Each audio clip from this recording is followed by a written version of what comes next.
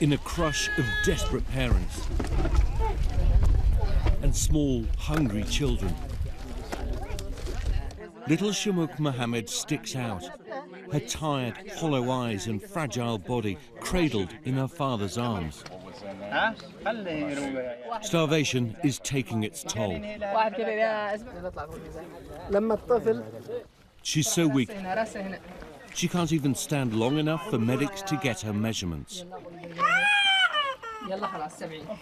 At 14 months old, the little girl weighs just 13 pounds. The doctor is essentially measuring the circumference of the top of her arm around what is her bicep. We can see here it's just crossed over into the red, which is severely malnourished. We've come to Yemen, a country in the grip of the worst humanitarian crisis on Earth. It's born from a relentless and bloody civil war.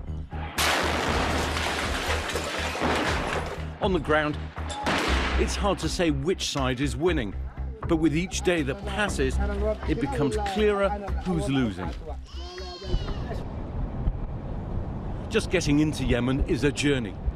Access for foreign journalists is restricted, but we've come to investigate a man-made tragedy that some of the world's most powerful nations would rather you didn't see. Our guide on this perilous journey is the International Rescue Committee,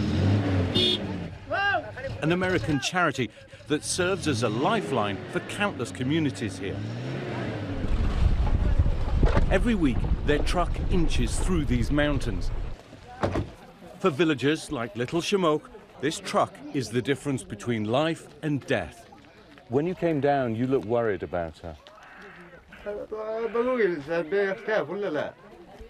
Shamouk's father tells us he's afraid, not just for his baby girl, but also her 5 brothers and sisters, all of them underweight, all of them hungry. You look very thin, sir. What are you giving to your children to eat? What are you eating yourselves? خبز وشاي ما معنا الا خبز وشاي ايش بيطلع ايش بنتغذي ايش بنفيتامين ما في. Does it make her very agitated? She cry? How does it affect her? اكيد هذا عند الطفل بالليل يصيح بسبب التغذيه ما فيش تغذيه. In November last year, experts warned that 150,000 malnourished children could die in the coming months unless aid is allowed into Yemen unrestricted. Months later, those restrictions are still in place.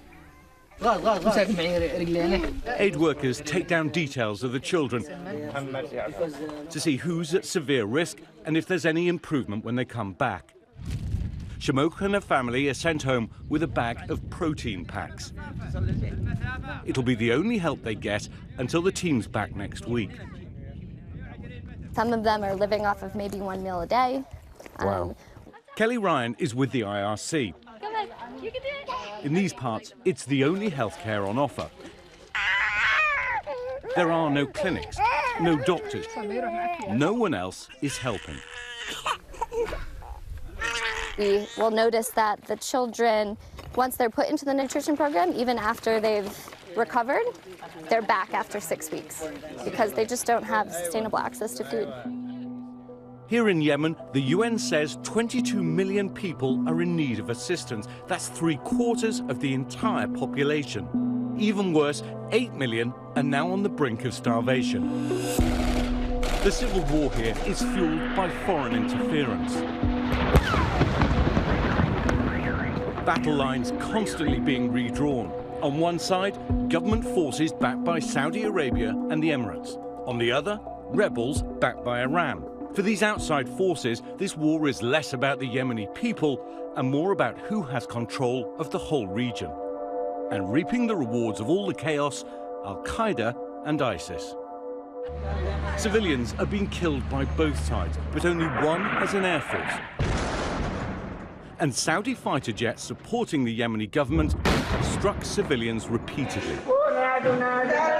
The Saudis get help from American intelligence, refueling and bombs. Now there's growing resistance in Washington to the civilian death and America's role in Yemen. The United States' involvement in Yemen is unconstitutional and is unauthorized.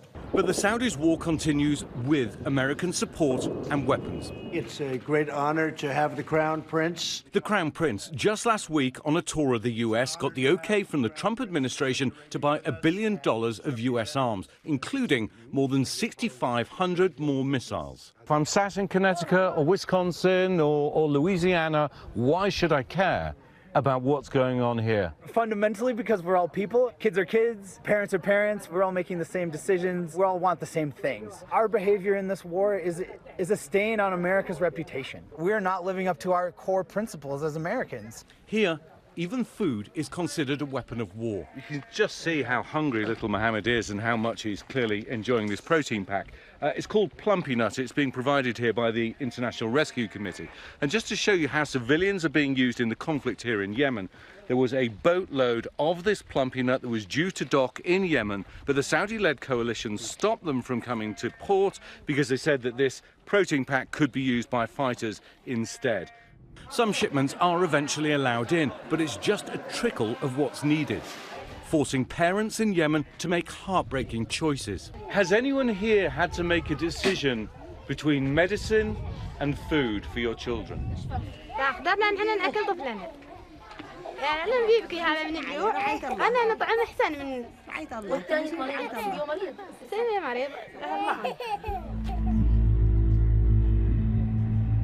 The scars of war blight this country. This is the southern city of Aden, where the rebel advance was finally stopped.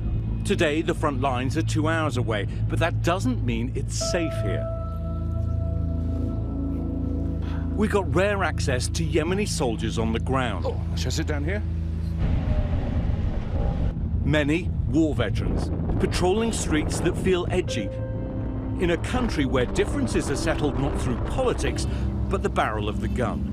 3 years ago, these streets were almost overrun by Houthi rebels, and if you look, you can see the intensity of the battles that were fought here. This was one of their command centers. But today, the main threat comes from Al-Qaeda and ISIS. And in fact, in the last few days alone, these troops have been attacked multiple times.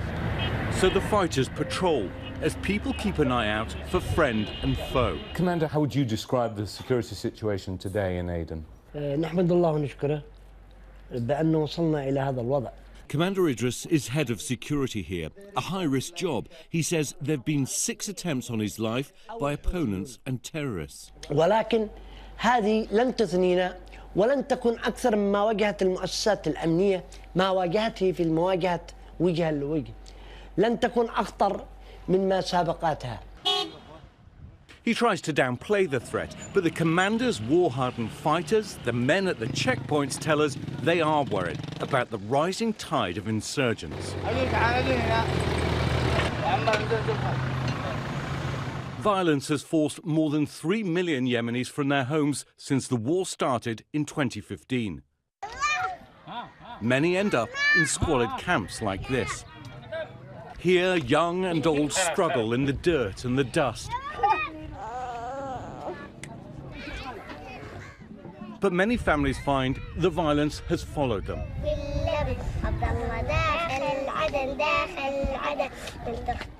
8-year-old Sahar is a living miracle. She was shot right here in the camp, and the bullet is still lodged in the back of her neck. You can see. I don't want to touch it too hard. And she says that it hurts right now. The father's saying it moves around a little. Can you remember anything about what happened that day?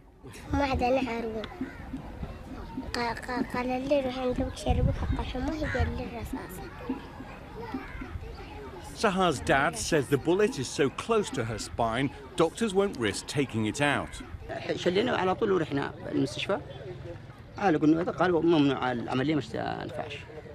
ضروري يشتروا لي اعتبارا استجلس كده طبيعي داخل لما. Well, does it hurt sometimes? And when it hurts, how does it feel? Her father says Sahar was hit in a gun battle between Al-Qaeda and local fighters. We're told violence like this is common despite all the children living here. A threat we saw firsthand. As we filmed from the desert, our security pointed out 2 men who came to check us out. They identified them as Al-Qaeda. We were told to leave immediately. When we come back, the doctors risking their lives to save others. And a beacon of light in the midst of darkness. She's a beautiful baby.